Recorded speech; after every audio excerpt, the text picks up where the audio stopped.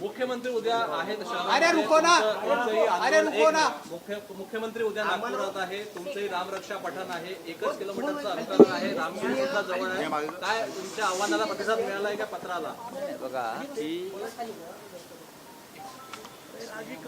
हे काय लग्नाचं आमंत्रण नाही. लग्नासाठी फार आग्रह केला जातो, पण राज्याचे मुख्यमंत्री आहेत. राज्याचे मुख्यमंत्री आहेत आणि आम्ही त्यांच्या निवासस्थानाजवळ एक उपक्रम, धार्मिक उपक्रम हिंदुत्वाचा करतो आहोत. राज्याचे मुख्यमंत्री म्हणून आम्ही त्यांना निमंत्रण दिलेलं आहे. त्याहीपेक्षा एक रामभक्त म्हणून आणि राम जन्मभूमी आंदोलनात त्यांचा सहभाग तेव्हा होता, या कारणानं आम्ही त्यांना आमच्या उद्याच्या रामरक्षा आंदोलनात सहभागी होण्याचं निमंत्रण दिलं आहे.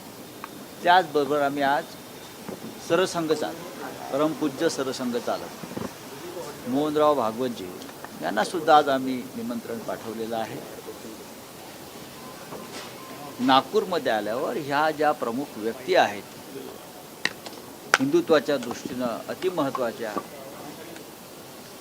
जी व्यक्तिमत्व आहे, आम्ही त्या सगळ्यांना आदरपूर्वक निमंत्रण देण्याचा प्रयत्न करत आहे. पुढील 1.5 महिन्यात केंद्रात आणि सरसंघ चालकांनी जर इथे येणं जमत नसेल तर त्यांनी त्यांचा प्रतिनिधी पाठवावा अशी आम्ही त्यांना विनंती केलेली आहे.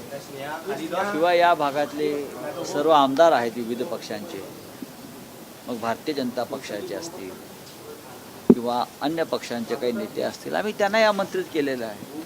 उद्या शिवसेना पक्षप्रमुख उद्धव ठाकरे इथे 11:30 वाजता येतील. त्यांच्या काही भेटीगाठी आहेत इथे आणि 4 वाजता ते रामनगर येथील राम मंदिराकडे रवाना होतील आणि विदर्भातल्या विविध भागातून कार्यकर्ते, रामभक्त, शिवसैनिक इथे उपस्थित राहतील. तुम्ही मुख्यमंत्र्यांना जे पत्र लिहिलेलं त्याला भाजपने आता प्रत्युत्तर दिलेलं आहे. नितेश राणे असतील किंवा इकडे संदीप, त्यांनी म्हटलेलं आहे की तुम्ही मुख्यमंत्र्यांना निमंत्रण देणं हा राजकीय विनोद आहे. अजिबात नाही. कसं काय राजकीय विनोद असेल? मला काय तुम्ही कोणाची नावं घेताय, त्यांनी काय रिॲक्शन दिले आहेत हे माहीत नाही. राज्याचे मुख्यमंत्री हे काय एका पक्षाचे नसतात, ते संपूर्ण महाराष्ट्राचे असतात. आणि तुम्ही ज्यांची नावं घेतलीत आत्ता, त्यांच्यापेक्षा अधिक काळ आम्ही देवेंद्र फडणवीस यांच्याबरोबर काम केलेलं आहे. आमचे जरी आता मार्ग वेगळे झाले असले तरी त्यांच्यापेक्षा जास्त काळ 25 वर्ष सलग आम्ही भारतीय जनता पक्षाबरोबर काम केलेलं आहे, देवेंद्रजींबरोबर काम केलेलं आहे. तेव्हा त्यांनी अशा प्रकारे प्रतिक्रिया देणं हाच मूर्खपणा आहे.